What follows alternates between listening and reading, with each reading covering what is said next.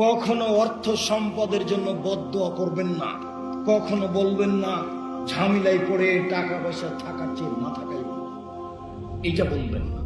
ওয়ালা তাদু আলা আনফুসিকুম, নিজের জন্য কখনো বদদোয়া করবেন না, কখনো বলবেন না বেঁচে থাকার চেয়ে না থাকাই ভালো, এটা বলবেন। ওয়ালা তাদু আলা আওলাদিকুম, কখনো ছেলে মেয়ের জন্য বদদোয়া করবেন না ভুলেও।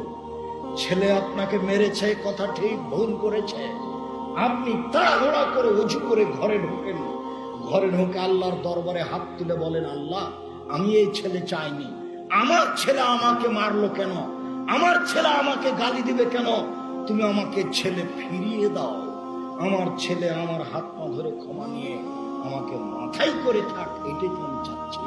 এইটা কেন হলো? আপনি ছেলের জন্য এই কথা না বলে কেন আপনি বললেন তুই আমাকে মারলি, তোকে তেজপুত্র করলাম, তোকে জমি দিব না, তোকে এই দিব না, তোকে বাড়িতে উঠতে দেবো না, কিছুই না, আপনি মরলে সব জমি হাত ধরে। এই তেজপুত্র এইসব কথার কোনো দাম নেই।